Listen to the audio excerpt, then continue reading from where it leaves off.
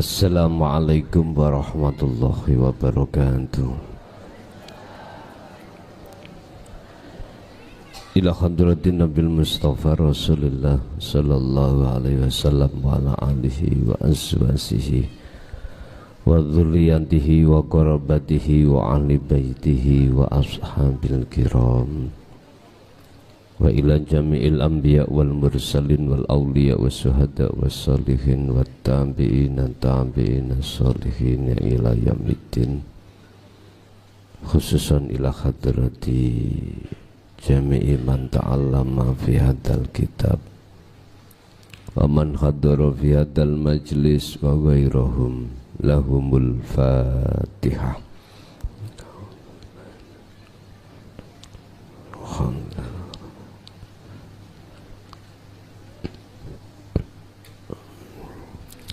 Bismillah, alhamdulillah, la khawla wa la quwata illa billah. Asyhadu an la ilaha illallah wa asyhadu anna Muhammadan abduhu wa rasuluh. Allahumma salli wa sallim wa barik alaihi wa ala alihi wa ashabihi ajma'in. Rabbi shrah li sadri wa yassir li amri wa hlul 'uqdatam bil lisani yafqahu qawli. Sadaqallahul azim. Amma ba'd. Bapak Ibu hadirin jamaah rahimakumullah, kita akan masuk pembahasan di dalam kitab Qalbun Musyrikun. Bab pertama kita akan membahas nafsu yang sudah jinak. Karakter tabiatnya nafsu sebetulnya itu adalah selalu mengajak hati kita untuk berbuat jahat pada Allah dengan bentuk nafsu memoles kehidupan dunia ini seakan-akan terasa indah dan menjanjikan. Sebab cara untuk melalaikan hati terhadap Tuhannya, satu-satunya cara dengan kesenangan dunia. Nafsu jikalau pertama tidak bisa mempengaruhi hati seseorang untuk mencintai dunia, nafsu nggak tinggal diam, Pak. Langkah kedua, ketika mereka tidak bisa menjerumuskan kita untuk mencintai dunia, nafsu akan menggoreng kita lewat yasudduna an sabilillah. Istilah jenengan iki pelaku hati yang bertauhid.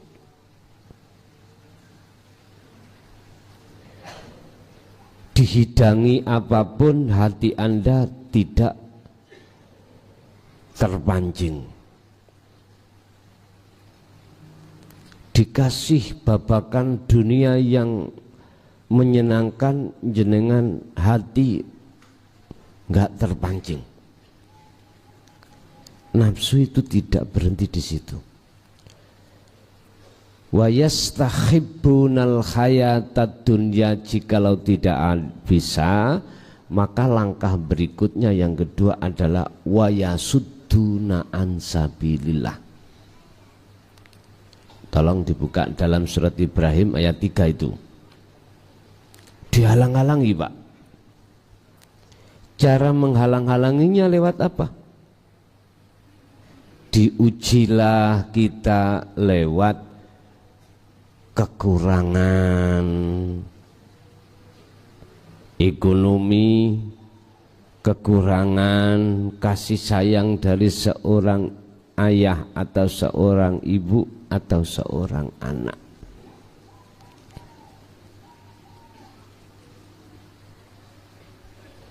Bahasa individu ketika jenengan fokus solo, pinter nafsu itu. Minta izin pada Allah untuk ditarik jenengan di alam mukasyafah. Bagaimana caranya jenengan ikut terkesima tentang apa isi kandungan di dalam alam kasaf yang di situ dipenuhi dengan banyak karomah. Pinter.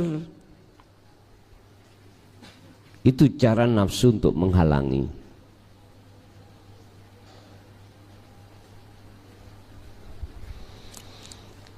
Loh, Anda masih tetap tegar. Wajahidu fisabilihi, berjalan di atas jalan Allah.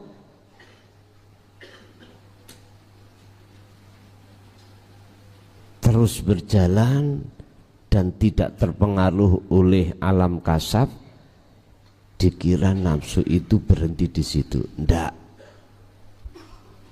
Apa?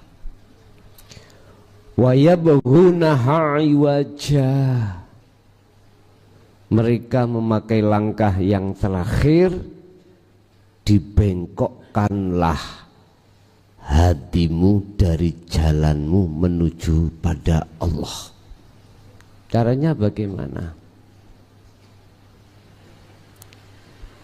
Ditanamkanlah sifat basariah di dalam dirimu sehingga dirimu mengakui bahwasannya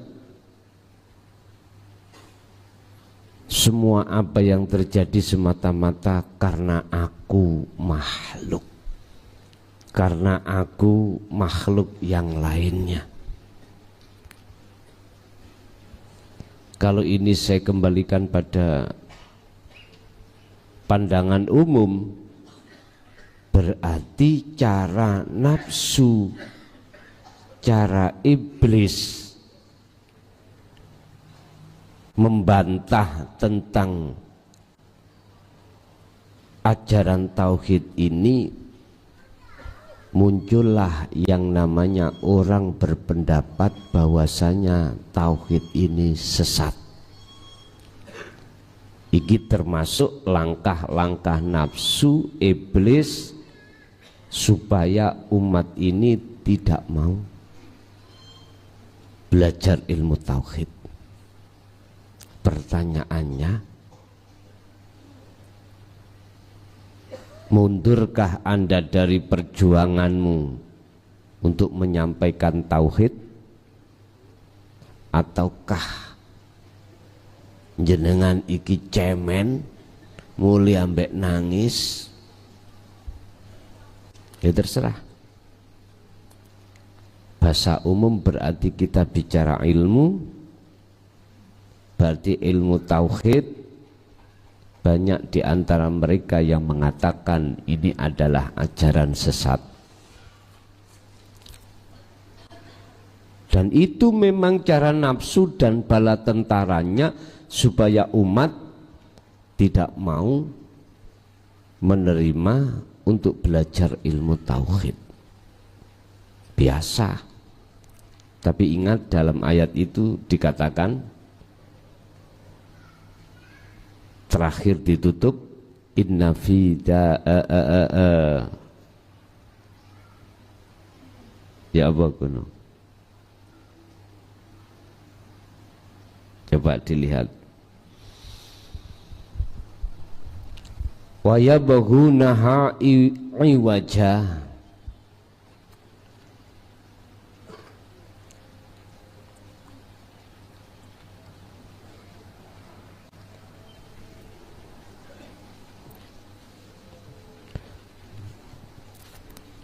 Surat Ibrahim ayat 3, coba dilihat.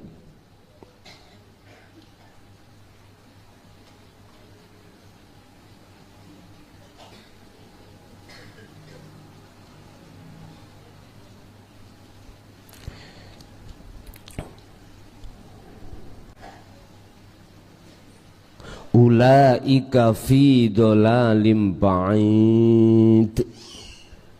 Wong HP ora enek paketane dikongkon golek ya ora iso. Ulaika utawi mereka iku fi dhalalim ba'id, iku ing dalem kesesatan yang jauh. 3 poin tadi Pak, yang sebagai jorgannya nafsu, jelas ini mereka tersesat yang amat jauh. Tinggal kita ikuti apa ndak. Mereka katakan ajaranmu itu enggak benar, tauhidmu itu sesat. Ini 3 kalimat ini dikonter oleh Allah dengan satu kata, ulaika fi dhalalim ba'id. Sebetulnya mereka mengatakan hal itu, tiga poin itu adalah mereka itu dalam kesesatan yang nyata, yang jauh.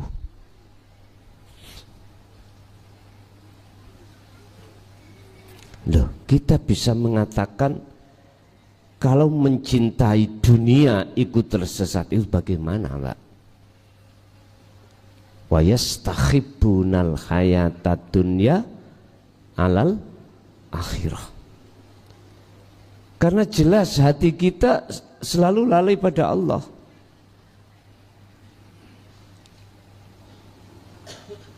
Yaitu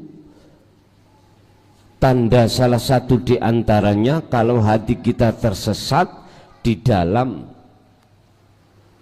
kesenangan dunia berbentuk lalai pada Allah. Sukanya kita menyenangi perkara apa yang selain Allah itu. Wa yasudduna an sabilillah, mereka itu akan menghalang-halangimu jalan untuk menuju Allah. Berbagai cara mereka mengeluarkan framing atau bantahan-bantahan tentang dinut tauhid. Terakhir wayabuna iwaja, dibengkokkan. Cara ruh itu mau ke musyahadah, dibengkokkan arah tujuannya. Kita sudah kenceng-kenceng, tujuan kita adalah mendekat dan bertemu Allah. Tengah jalan kita dibengkokkan dengan arah tujuan lain. Itu nafsu. Tapi malah sore hari ini kita akan membahas tentang nafsu yang sudah Allah jinakkan. Karakternya aslinya nafsu itu adalah liar, ganas, tidak mengenal kata putus asa untuk menjerumuskan kita di jalannya. Jalannya nafsu adalah kesenangan dunia. Lah wujudnya nafsu, rasa yang ada di dalam hati kita, keakuan makhluk, itulah nafsu. Contoh, saya ngaji, hati saya muncul rasa aku makhluk klason iki yang ngaji, itulah Pak wujudnya nafsu. Jenengan berpuasa, jenengan sholat, terus dalam hati ini merasa mengiman kalau kita yang melakukan, berarti itulah nafsu. Wujudnya nafsu dohir yang jenengan iki, wujudnya nafsu batin nyatanya berarti apa yang tertanam dalam diri kita, rasa makhluk tadi. Sifatnya apa Pak nih? sifatnya nafsu. Nanti dijelaskan Allah dalam surah Yusuf ayat 53 ini. Qala dawuh sapa Allah Ta'ala fi surati Yusuf, wa ma ubarri'u nafsi, lan ora tahu bicara sapa ingsun ubarri'u, bahwasanya aku terbebaskan nafsi dari nafsu ingsun. Ini pernyataannya Nabi Yusuf. Siapa yang bilang aku pernah ngomong bahwasanya aku sudah terbebaskan dari nafsu? Kalimat ini, Pak, menunjukkan bahwasanya selama ruh ini belum dimusyahadah, ruh itu tidak aman. Ruh itu tidak aman, alias nafsu terus mengejar-ngejar, nggak ada hentinya, nggak ada kata putus asa nafsu itu. Hadihi utawi iki iku kanat ono opo kalimatun Nabi Yusuf, kalimatin Nabi Yusuf iku kanau imin tawaduihi, laksana seperti apa perkataan yang sebagai bentuk tawadu'i beliau, andap asor beliau, kerendahan hati beliau, wa adami su'urihi, lan ora anane rasa yang ning jero atine Nabi Yusuf iku bil qadasati, kelawan merasa apik dhewe, suci sendiri. Kalimat wama ubari'u nafsi itu menunjukkan satu kalimat bahwasanya beliau Nabi Yusuf itu menunjukkan hatinya punya budi luhur, mempunyai akhlakul karimah, tawaduk, andap asor, tidak merasa lebih tinggi sendiri, tidak merasa lebih suci sendiri. Ini setingkat nabi atau rasul, Pak. Nggak berani. Coro hatinya itu kibir. Apalagi beliau Nabi Allah Muhammad. Lawang kita umat wani-wani. Ini sebagai percontohan. Artinya apa? Lawang setingkat Rasul aja beliau itu nggak berani merasa lebih suci daripada orang lain. Ini termasuk tanda kalau beliau hatinya berbudi luhur. Hati yang bisa berbudi luhur, berakhlakul karimah, hanya hati yang sudah dibawain tentang ajaran tauhid dan dia amalkan, baru muncul akhlak ilahiyah di dalam hati yang terkenal dengan sebutan akhlakul karimah. Kalau bahasa Jawa, hati yang berbudi luhur.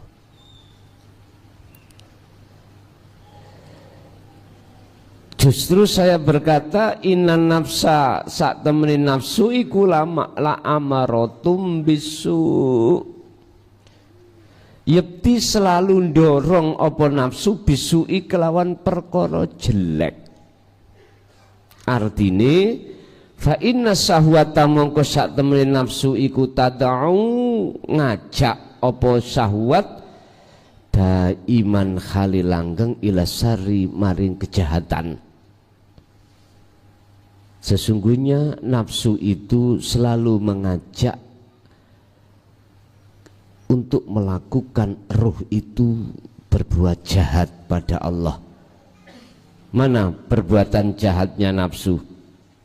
Hati kita diajak, didorong jelek pada Allah, mencari Tuhan selain Allah, mencari iman selain Allah, mencari kekasih selain Allah. Padahal Pak Bu, nek di urut-urut jenengan iso ambekan iku sapa sing nglayani? Yang mengeluarkan dan memasukkan napas iku siapa?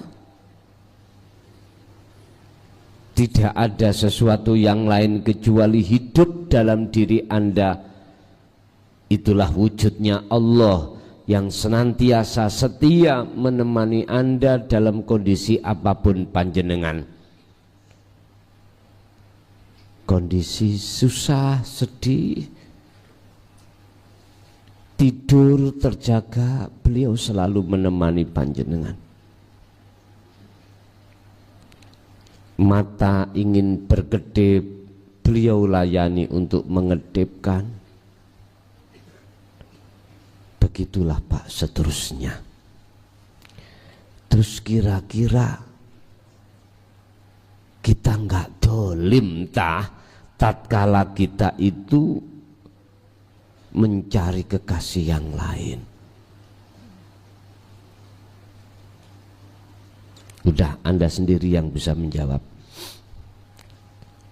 Bentuk perbuatan jahat kita pada Allah, kita mencari sesembahan selainnya, mencari cinta selainnya, mencari iman selainnya. Dan ini yang dilakukan kita ketika saat dalam kondisi mata yang gelap. Ai anna syahwata, tegesi anna syahwata sak temeni nafsu al insaniyata kang bangsa basariah manusia iku tadau selalu ngajak daiman kelawan langgeng kali langgeng ila sari bisa babil maili,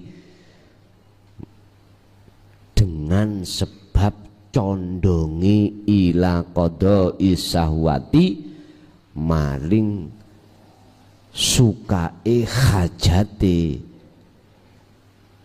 syahwat, kesenangan. Maksudnya syahwat di sini qada isahwati, kesenangan duniawiyah. Wa tu'athiru lan apa mempengaruhi sapa-sapa apa-apa nafsu fi tabail insani ing dalem karaktere manusia, takdiran kelawan pengaruh kang tenan adiman kang agung. Wa yas'ubu lan dadi angel apane kohruha nundukake ha ing nafsu. Ngeten Pak.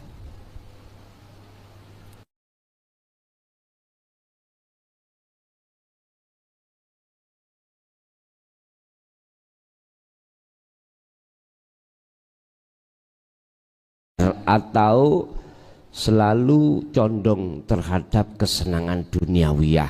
Apa hajat itu harus lekas tercapai. Itulah kita sebagai manusia.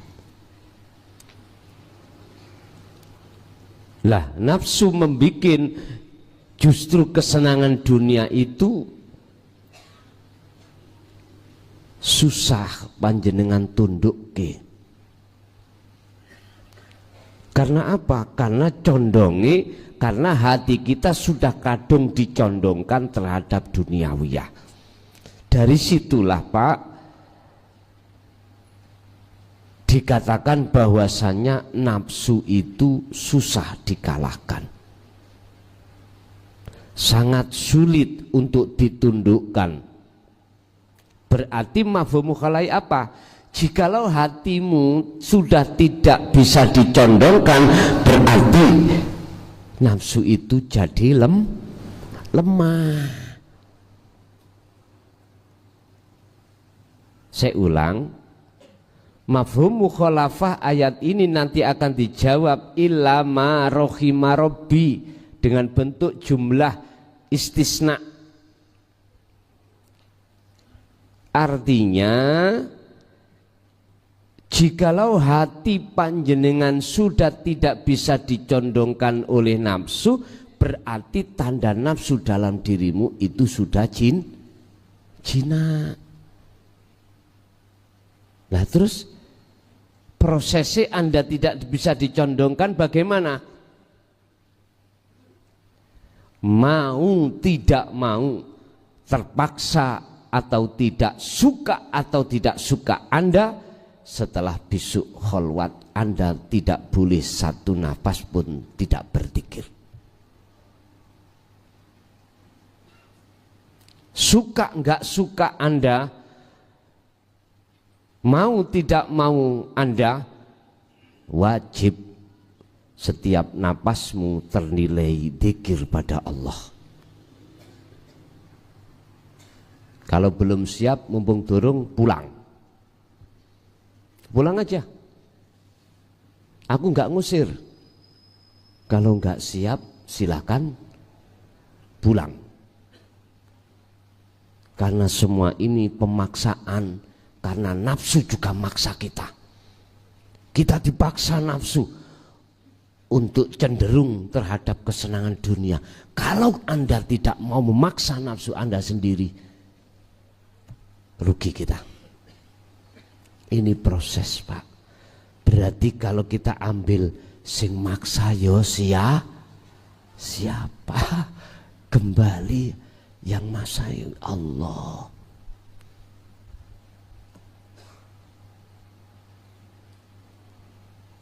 Mengapa harus seperti ini Allah bersikap? Karena sudah jenuh melihat manusia itu selalu banyak alasan-alasan. Setelah itu sudah tercapai, nafsu akan menjadi lemah. Illa ma rohima robbi, ketahuilah, kecuali di situ ada nafsu yang sudah tidak liar, artinya nafsu itu dirahmati. Ilama kejobo opo nafsu maksudnya rohima kang melasi, ngerahmati sopo Allah, sopo Robbi pangeran ingsun. Walaupun karakternya nafsu itu awalnya disebut itu liar, maksa terhadap kita, tapi illa ma rohima rabbi, disitulah nafsu yang sudah jinak yang disebut nafsu yang dirahmati. Hatta yubaida, sehingga madepake utawa sehingga nyembahake utawa hatta yubaida, sehingga ngedohake sapa Allahu Gusti Allah, ngedohake sangka apa, anil ma'asi, saking pira-pira maksiat, wadzunubi lan pira-pira dosa. Ma'asi itu adalah perbuatan perilaku rohani, wadzunubi perbuatan jasmani. Artinya apa? Nafsu di dalam diri Anda kalau sudah jinak Pak, wis mesti Allah akan menjauhkan ruhaniyahmu dari perbuatan syirik. Yang kedua, Allah akan menjauhkan jasadmu dari perbuatan dosa secara syariat. Logikanya gini Pak, nafsu kalau yang disebut nafsu yang sudah jinak itu kan berarti salah satu di antara tanda dalam hati jenengan kan jenengan merasa selalu semuanya itu Allah tuh Pak. Minimal lah Anda merasa selalu dilihat Allah sebagai hakim atau yang memegang hukum. Secara logika ngeten Pak, jenengan kali kula niki karakteris sebagai pencuri. Di depan sepeda banyak, mau kita curi terus ada polisi ya ke. Jadi enggak zaman. Karena jenengan merasa dilihat polisi. Minimal kalau polisi gak nangkep, minimal Allah gak nangkep, minimal dalam hati kita selalu dilihat oleh Allah. Fa illam takun tarah ya roka. Apabila kau belum bisa melihat wujudnya Allah, minimal kau merasa selalu dilihat oleh Allah. Lah semua itu karena jenengan iki fokus dikiri setiap detik, setiap napas niku. Gak mungkin jenengan akan melakukan maksiat. Ini Allah sudah katakan, yubaidallahu, Gusti Allah mau apa? Gusti Allah menjauhkan Anda anil ma'asi wadzunub, dari perbuatan hati maksiat syirik dan perbuatan jasmani maksiat. Jasmani yang dilanggar oleh jasmani ini hukum syariat. Sebab inna rabbi sak temeni pangeran ingsun iku ghafurun dat kang ngampuni, rahimun tur dat kang moho kasih sayang rohaniah. Artinya jenengan jangan berputus asa. Walaupun sekarang masih liar, Anda jangan pesimis. Karena Allah katakan ada ayat faedah istisna illama rohima robbi inna robbi ghafurur rahim. Dah, berarti harus optimis. Solusinya apa? Kalau nafsu memaksa Anda untuk condong hati kepada dunia, nafsu harus kau paksa. Udah wis wajib pemaksaan itu. Sebab Allah mengatakan innahu lakum aduwwum mubin, itu musuhmu yang memaksa kamu, kamu juga harus maksa. Kalau kamu perang, nafsumu musuhmu itu selalu mengintimidasi kamu, selalu menembaki kamu, masa kamu diam? Halo, kamu harus melawan dengan senjata yang sudah kau pegang itu. Wa'lam lan ngertiyo sira ya akhi wi saudara ingsun, dulurku anadok fasahwati, sak temene lemah lemai nafsu iku innama huwa angin bestine utawi ma iku biryadoti wal azkar. Satu-satunya jalan Pak, nafsu itu isok lemah dengan cara biryadoti wal azkar. Riyadoh jenengan wajib puasa. Riyadoh ini ada kaitannya dengan jasmani Pak. Apa sing ndadekno nafsu syahwat, nafsu farji jenengan iki kuat? Karena Anda terus menerus makan gak henti-henti. Iki secara jasmani loh Pak. Apa makanannya nafsu itu apa sih? Secara rohani saya katakan pengakuan dalam hati kita atas diri kita yang melakukan itu loh. Berarti tetanda nafsu dapat makanan bagiannya. Contoh, awak dewi sholat, kita sholat, terus dalam hati kita rasa yang muncul itu keakuan diri kita yang melakukan, berarti ini tetanda bahwasanya nafsu dapat bagian. Lemu nafsu nih Pak, getot, fitness pisan pantau, sembarang diaku-aku, sembarang diaku, iku nafsu nih kuat ibarat adirai. Kenal adirai? Adirai dia fitness iku wong awake merongkol melakune ngalor ngidul ora ana sing iso ngalahno aku nyaingi aku ning dodo iki takabur tas ibarate nafsu. Lah jenengan gak tau mangan roh sampean. Apa panganane roh? Tajalli. Netepno keakuane Allah ini lo gak pernah. Akhirnya roh iki kayak datuk mari gini Pak. Engkri. Dadi ditekek nafsu dikeplek. Nah lah kalah terus sampean. Kalah terus. Yes. Maka di sini ketahuilah saudaraku bahwasanya cara untuk melemahkan hawa nafsu adalah birriyadhah. Secara jasmani tolong kurangi makan, kurangi tidur, kurangi apa sing ndadekno hukum-hukum dohir iki mang ndrengkeni, kurangi.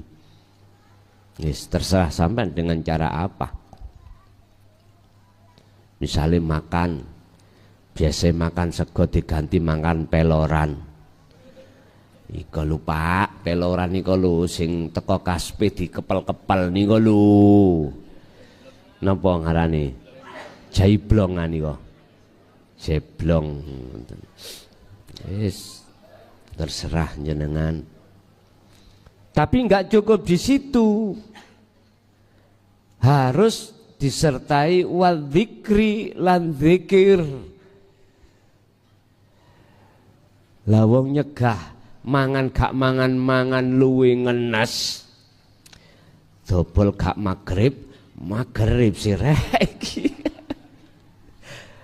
Wes preyo nek kaya ngono iku.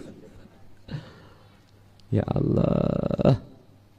Wajib sampean sertakan zikir di dalam hati sampean. Apa zikirnya?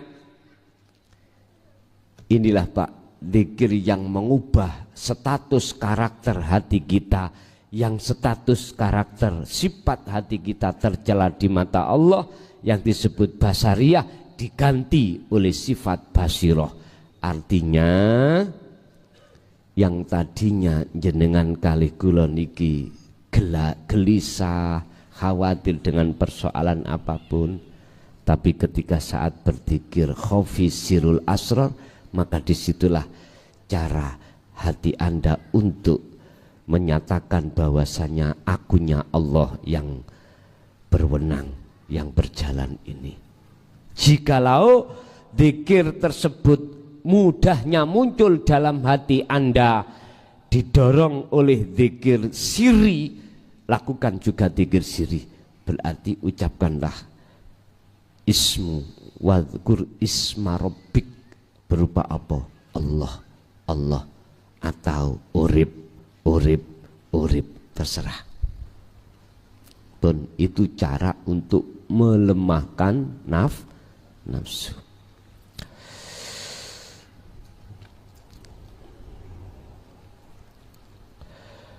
Ma utawi apa iku aksuduhu, maksude ma bidzikri kelawan dzikir. Wa iku utawi ma iku sirul asrari, disebut dzikir sirul asrar. Apa yang dimaksud dalam hal ini dzikir? Itulah sirul asrar.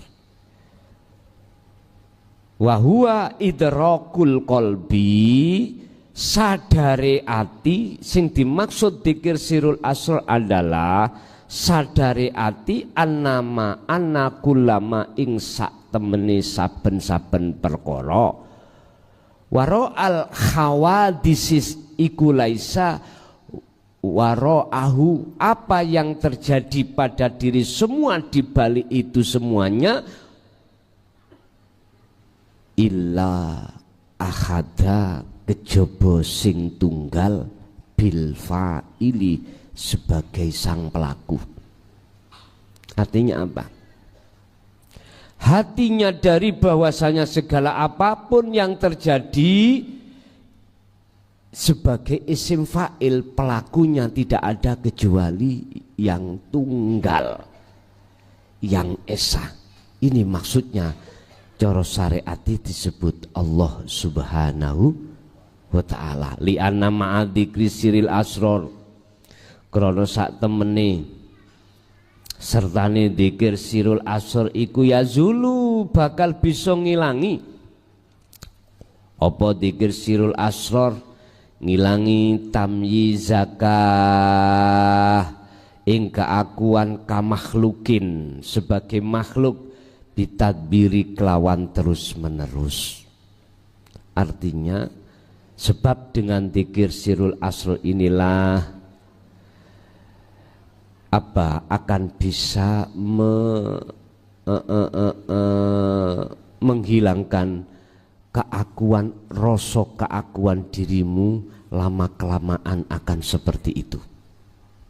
Berarti zikir tersebut sifatnya untuk membersihkan pengakuan dalam diri tentang keakuan makhluk kita.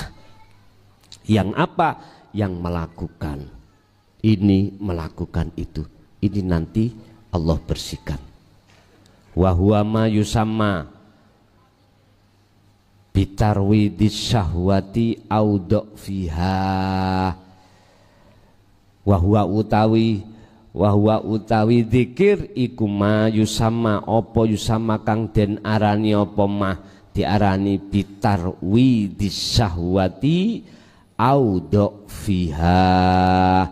Itulah disebut dzikir untuk ngelemahno hawa nafsu, utawa disebut dzikir untuk menjinakkan hawa nafsu. Wis, kuncinya ada di situ, Pak, terkait masalah untuk melemahkan hawa nafsu itu ada di situ. Yaqulu khalid dawuh sapa Allah fi suratil Baqarah, yang dalam surat Baqarah ayat berapa? Ayat 54. Wa idz qala Musa liqaumihi ya qaumi, wa idz qala tatkalane dawuh sapa Musa, Nabi Musa, liqaumi dawuh nang sapa? Nangone kaumi Nabi Musa. Rupane dawuh ya qaumi, he kaumku. Nggih. Wa utawi apa kuno utawi Musa, wa utawi Nabi Musa iku lakobun. Jadi Nabi Musa manggil wau lho, iku lakobun, jeneng julukan li obadil ijlah. Wahwa khali utawi sopo engko dhisik kok domire singitan kaya wong senep bae gak nelek-nelek.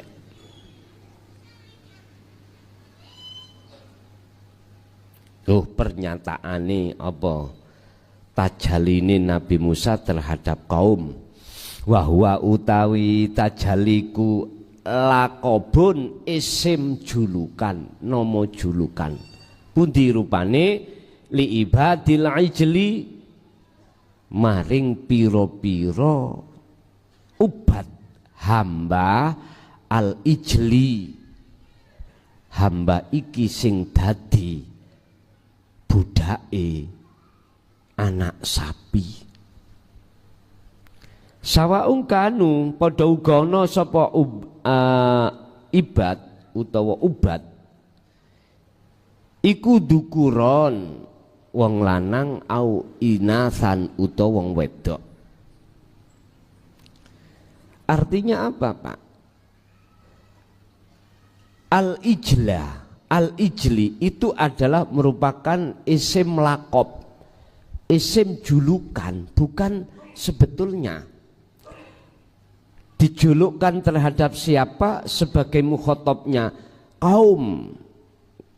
Jadi maksudnya bahasa Nabi Musa ya qaumi itu adalah kaum yang dijuluki oleh Allah sebagai isim lakob. Apa julukannya? Al-ijla, sebagai penyembah anak sapi. Jadi bahasa ya qaumi itu maksudnya adalah mereka yang menjadi penyembah anak sapi. Loh, gitu loh maksudnya. Innakum sak temeni sira kabeh, makane mukhatab iku terhadap orang-orang yang mendapatkan julukan al-ijla itu. Innakum sak temene sira kabeh iku dzalamtum. Lho niki lho. Jelas nganingaya sira kabeh anfusakum ing awak dhewe sira kabeh. Pundi wong bendina kula salat kok nganingaya ning awakku. Lah iki. Tiap hari aku baca Quran, tiap hari aku baca hadis, tiap hari aku sedekah, umroh, haji, menyantuni anak yatim dan lain sebagainya. Mana saya dikatakan saya mendolimi diri saya sendiri? Rupani bittikhadikumul ijlah. Lho niki lho. Ngadakake sesembah sira kabeh al-ijlah ing anak sapi. Pun komah teng mriku. Niki nek sampean artikan secara syariat berarti ya anak sapi niku, Pak. Pedet. Ya enggak ada lah Indonesia nyembah pedet, enggak ada. Tapi Anda sadar enggak kalau itu adalah cuman kinayah? Ini menceritakan, dikinayakan di saat zaman kaum Nabi Musa. Cerita ini kan ngeten, Pak. Nabi Musa berjuang dengan Nabi Harun dalam rangka mentauhidkan daripada umat. Oke. Suatu saat Nabi Musa itu dapat perintah oleh Allah untuk mengambil kitab di barat, cara Sungwokong ya, mengambil kitab suci. Di mana itu? Di barat ngono ya. Nek Nabi Musa berarti di Gunung Turis Sina. Musa berangkat tongger. Ini ada wahyu untuk kamu dan untuk umatmu nanti. Berangkat to uzlao di Gunung Turis Sina. Wis. Ketika saat Nabi Musa itu sebelum sampai pada tujuan, beliau itu di tengah jalan itu cara bahasanya dikrecek Pak. Ambek kaum itu dikrecek. Wah Musa ngol itu Tuhane ngono lho ya. Apa dikrecek ya Pak. Diejek. Jadi kaum-kaum itu ada yang mengejek terhadap Nabi Musa dengan bahasa, lihatan Musa mencari Tuhannya sampai ke Gunung Turisina sana. Itu aslinya beliau itu, mereka itu gak setuju dengan tauhid, gak setuju. Jadi kaum yang asalnya mengikuti Nabi Musa terpengaruh dengan ejekan-ejekan kaum yang lain yang nggak suka dengan ajaran Nabi Musa. Sampai diceritakan dalam Quran kan Nabi Musa bilang titip pada Nabi Harun, wahai saudaraku, tolong jagalah kaumku.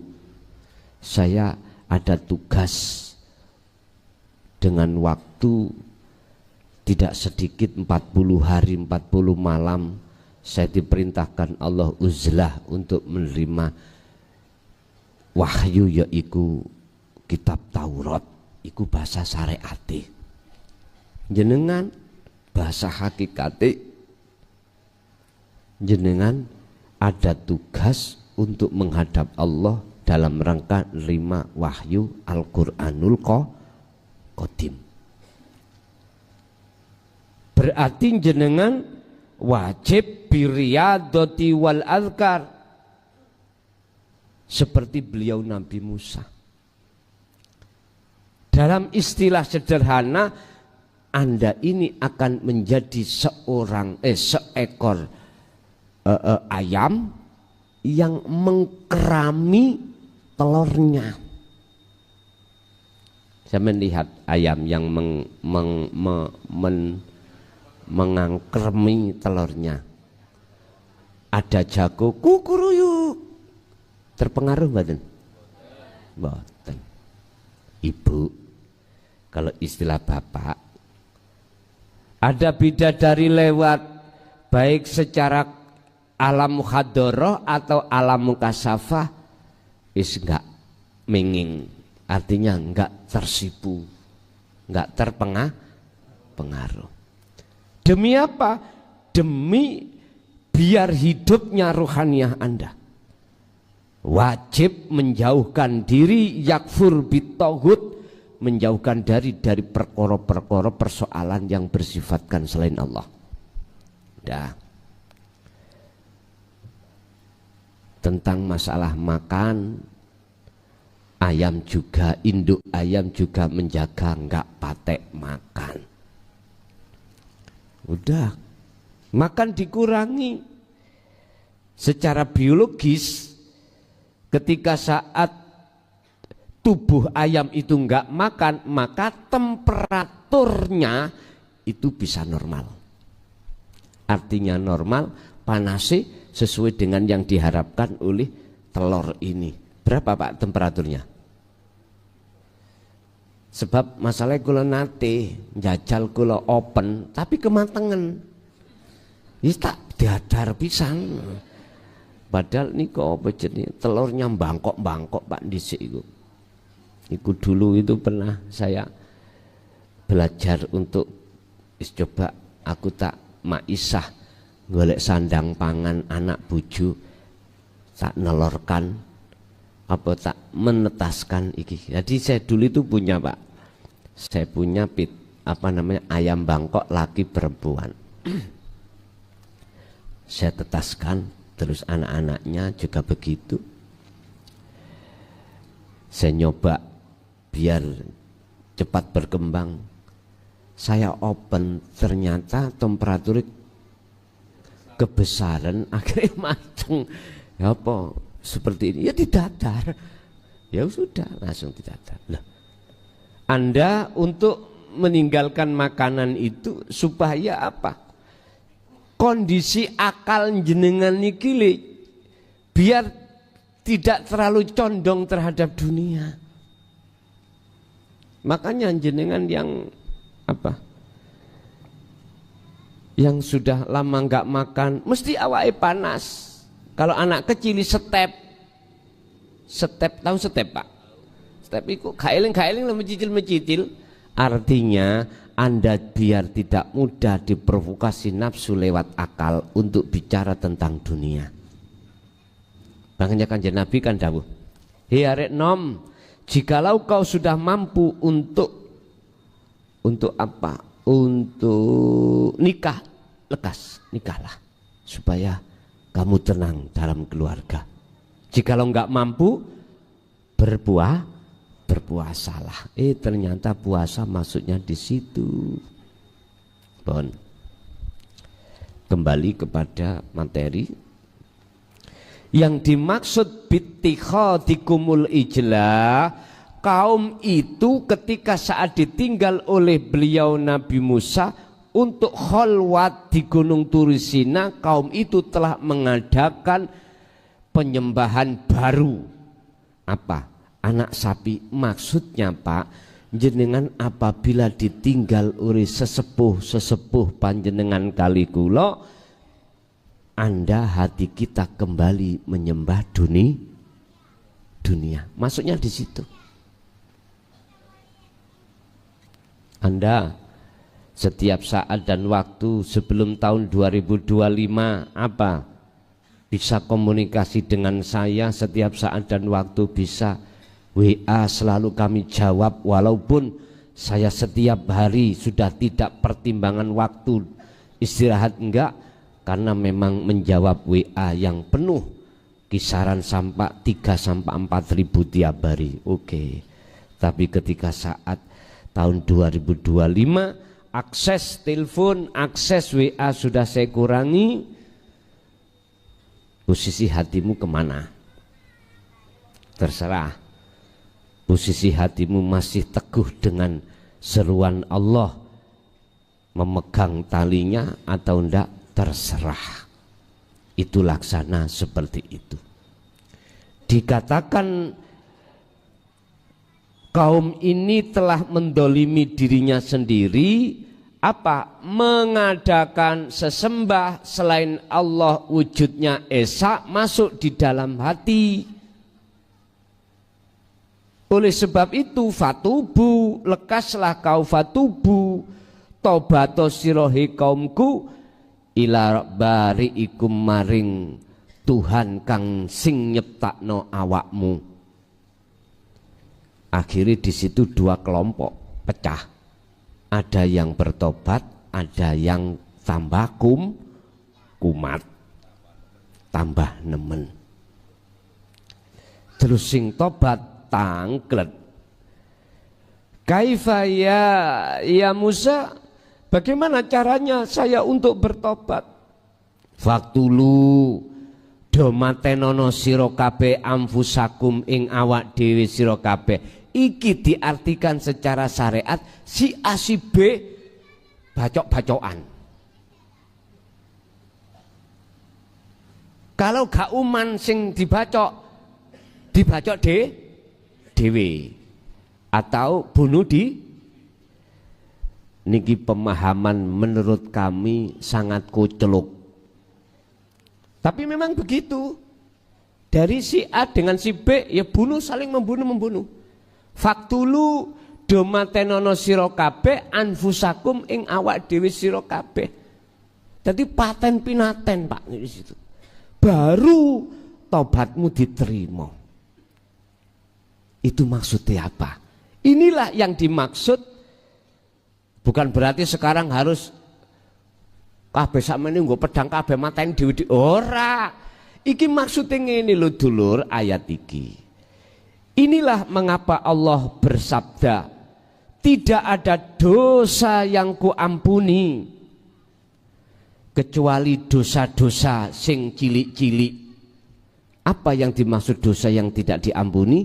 Adalah syirik, kecuali taubatan nasuhan, yaitu tobat sing gak akan kembali lagi.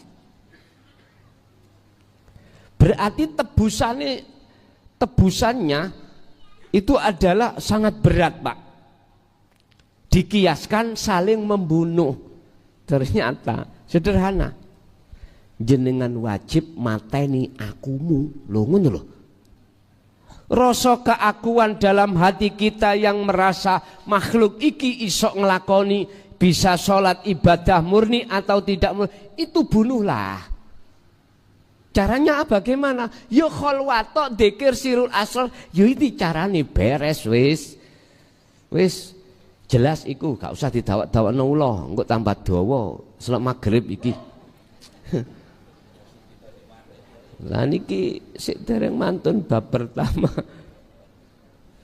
Oleh sebab itu takhollas, bersenono sira min suurika saking rasa sing ana dada ira, bi annaka kelawan sak temene sira iku makhlukun makhluk fi qalbika ing dalem ati ira. Rasa kemakhluke ning dodo sampean kali kula buangen. Ini berarti namanya proses tahalli ya. Jadi proses pembersihan keakuan diri itu namanya tahalli.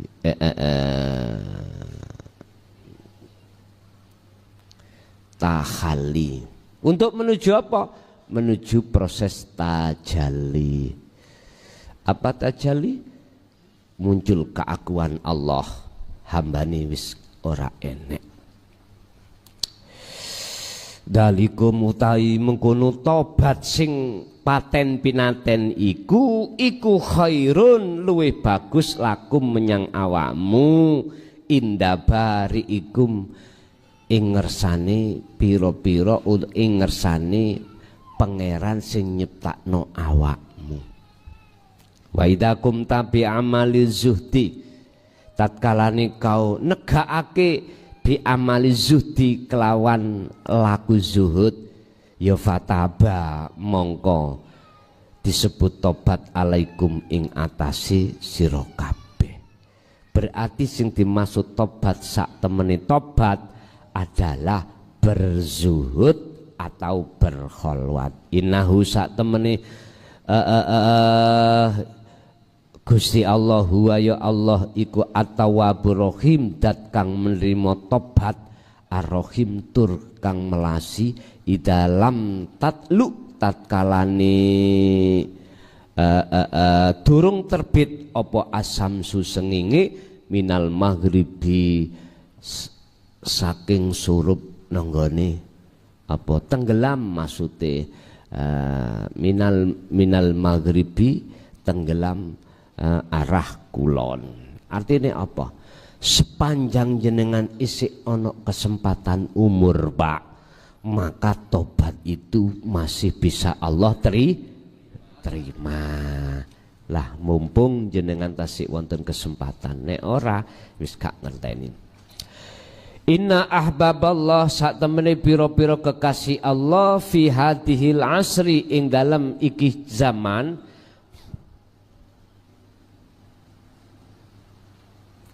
iku yasrahu padha njelasake sapa ahbab ilma asrarillah ing ilmu pira-pira rahasiane Allah taala bitorikin kelawan dalan yusahilu kang gampang apa fahmuha memahami ilmu atau ngene yusahilu kang gampangake sapa ahbab fahmaha ing kefahamane ilmu. Sesungguhnya di zaman ini para kekasih Allah itu sangat mudah membahas tentang ilmu sirullah atau ilmu asrarillah atau ilmu yang berkenaan dengan rahasia Allah, gampang jenengan pahami karena bahasanya itu adalah bahasa yang sudah tidak seperti zaman dulu memakai bahasa kinayah. Sekarang sudah memakai bahasa transparan atau bahasa apa adanya, hatta tafqaha sehingga faham apa al-qulubu pira-pira ati al-basariyatu kang bangsa menungso watas hula lan gampang alaihi ngatasi ilmu apa al-ghur apa al-uzlatu ngelakoni uzlah wal adhkar lan pira-pira dzikir. Begitu juga ketika ngelakoni uzlah yaiku berupa dzikir itu akan menjadi gampang jenengan paham cara ngelmune. Ma'dzikril mustamar tamari sertane dzikir yang selalu didengungkan satu deriku nek panjenengan gelem yang seperti itu. Ingat, Allah akan menyalakan cahaya makrifat di dalam hati hamba yang dikehendaki, dan itulah hamba yang selalu menjaga dzikirnya. Tapi jenengan kali kula prosesi harus memahami dulu ilmunya, lalu menjalankan uzlahnya. Dengan begitu, dengan berzikir tersebut terus menerus, maka jiwamu akan dijadikan Allah menjadi jiwa yang sadar bahwa tidak ada kebenaran kecuali datangnya dari Allah. Kalau sudah seperti itu, tadzakur, ingatlah annallaha ing satemene Gusti Allah taala iku yuzgilu bakal ngurupake sapa Allah nurul irfani ing cahaya makrifat fi qalbil abdi ing dalem atine hamba al muridi kang den kehendaki. Siapa? Ya di atas tadi, ilmu, amal, istiqomah. Wa huwa iku al abdu allati yuhafidu kang ngreksa sapa abdu njogo ala dikri ngentasi dikire fi jami ahwalihi ing dalem piro-piro fi jami ing dalem sekabehane piro-piro keadaane hamba tadi abd. Dadi jenengan njogo keadaan setiap saat dan waktu, selalu hati berzikir kepadanya. Yaqulu Khalid Dawud sapa Allah taala fi surati Ali Imran, surat Ali Imran ayat 191. Orang yang Allah maksud hamba yang digendaki itu adalah alladzina wong akeh yadhkuruna kang podo zikir atine sopo-sopo alladzina Allaha ing Gusti Allah qiyaman baik ing dalam waktu ngadeg wa qu'udan waktu lungguh wa ala junubihim lan ing dalam waktu berbaring. Ayat gurullah daiman fi kulli halin wa nabi sallallahu alaihi wasallam iku kana dawuh sapa Kanjeng Nabi yadhkurullaha ala kulli khalin, podo ilingo sira kabeh ala kulli khalin, iling nang Gusti Allah ala kulli khalin ing atase saben-saben keadaan.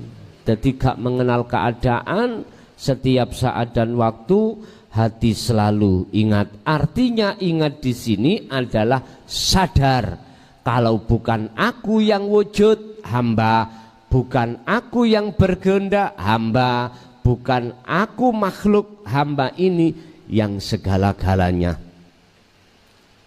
Kesadaran bahwasannya tidak ada kecuali Allah saja yang berlaku, itulah yang dimaksud dzikir di sini.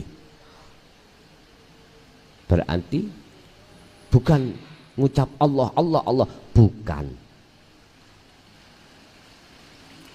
Inilah dzikir kesadaran yang dilakukan baik ketika saat si hamba yang Allah kehendaki keadaan berdiri dalam rangka ibadah sholat atau ibadah yang lainnya, duduk ibadah lainnya atau ibadah sholat murni atau tidak murni, dan atau berbaring, dia itu selalu hatinya menyadari.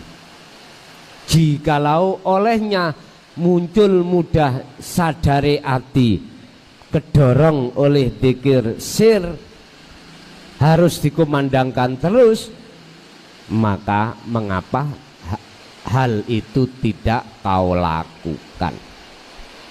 Bon. Hunaka ing dalam kini panggonan tentang masalah dzikir kaulun akhirun utawi kaul pendapat kang liya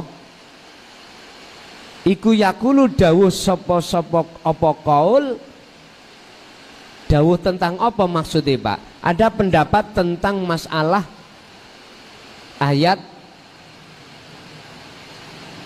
dzikir ini, pendapatnya bagaimana yang dimaksud qiyamau wa qu'udan wa ala junubihim. Innal murada sak temene kang den karepake bidzikri kelawan dzikir huna ing dalam kene panggonan iku as-sholatu sholat. Jadi ada yang berpendapat maksud dzikir yang di sini itu adalah sholat.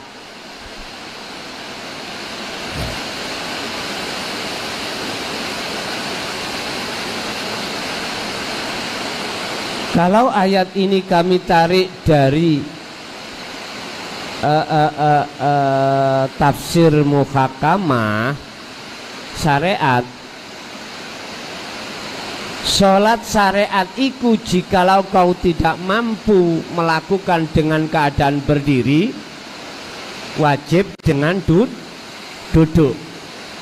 Duduk enggak kuat, wajib kau lakukan berbaring. Ini bahasa syariat. Tapi bahasa hakikat yang dimaksud zikir di situ itulah sholat. Berarti sadarmu tentang masalah semua adalah Allah. Inilah hakikate sholat. Nek syariate sholat ya dikawiti takbir, dipungkasi salam. Lah hakikat makrifatnya sholat itu ya dzikir itu. Dzikir yang dimaksud bukan mengucap Allah, enggak. Yang dimaksud dzikir di sini sadari hati, menyadarinya hati bahwasanya makhluk itu enggak wujud. Makhluk itu enggak punya kehendak. Makhluk itu enggak bisa melakukan apapun dan lain sebagainya. Inilah maksudnya dzikir itu di situ. Itulah hakikate sholat. Dan inilah yang menjadikan Anda akan bisa melakukan sholat dengan khusyuk itu di situ.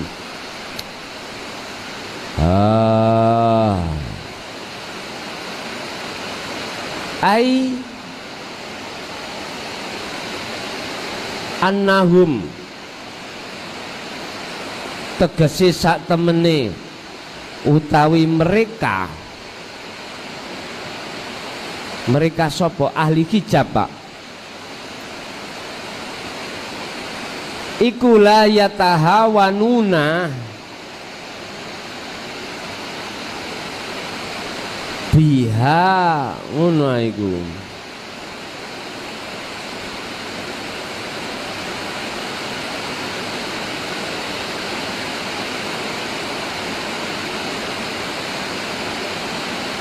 Oh ini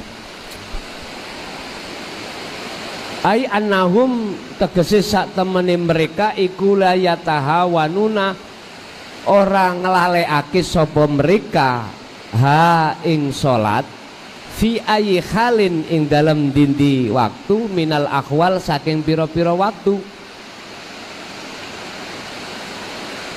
Fahum mongko utawi mereka iku yusalluna padha salat sapa mereka daiman kelawan langgeng imma kiaman ana kalane ing dalam waktu ngadeg inda adamul hudri utawa ana kalane ing dalem nalikane ora ana anane udur au maniin utawa pencegah au qaudin utawa waktu lungguh au iltijaan utawa waktu istirahat utawa berbaring indaman ihim ing dalam tatkarane terhalang minal qiyami saking ngadeg ya waya tafakkaruna wis. Jadi orang ahli hijab itu Pak selalu tekun di dalam setiap saat dan waktu melakukan kewajiban sholatnya. Yang sholatnya ahli hijab itu hanya mementingkan dan memikirkan keadaan jasmani saja. Sedangkan sholat hakikatnya tidak pernah beliau pikirkan. Sehingga beliau itu hanya menanam tapi tidak ada buah, laksana seperti itu. Wa yatafakkaruna lan padha mikira sira kabeh sapa-sapa alladzina kuwi mau fi khalqis samawati wal ardi, ing dalam penciptaane langit lan bumi. Artinya mereka itu ketika melakukan sholat hatinya ingat siapa, Pak? Ya jelas ingat perkara-perkara selain yang dimaksud. Apa yang dimaksud? Yang esa. Artinya apa? Tafakurlah kau lewat ciptaane untuk ketemu Allah. Ngoten maksude. Kira atimu menyang apa sing wis diciptakno Allah. Dengan mikir seperti itu Anda akan digiring lan dibimbing Allah di dalam apa sing sampean pikir. Artinya dalam semua isinya langit dan bumi Anda akan ditarik oleh Allah untuk bertemu terhadapnya. Yajibu wajib apa ayutrika ing yen to nyadari apa alqalbu ati. Wajib apa anaku lama ing sak temene apa yaktu tukang terjadi apa ma iku bisa babillahi wahdah, hanya karena sebab karena Allah semata. Rabbana ma khalaqta hadza batilan. Duh Gusti, kula nyuwun kebau reksa dateng panjenengan sangka dene apa perkara-perkara yang tidak manfaat bagi kami. Artinya apa? Ma khalaqta hadza batilan. Allah tidak pernah menciptakan sesuatu kecuali semuanya itu membawa manfaat. Artinya tidak ada sia-sia apapun. Pemirsa yang dirahmati Allah, begitu tadi uraian penuturan ilmu dari Gus Mukhlason Rosid. Semoga apa yang disampaikan dan diuraikan tadi bisa menjadikan tambahan ilmu bagi kita semua, yang akhirnya apa yang kita lakukan dan apa yang kita amalkan bisa menjadi sempurna. Demikian dari kami, kurang lebih mohon maaf. Assalamualaikum warahmatullahi wabarakatuh.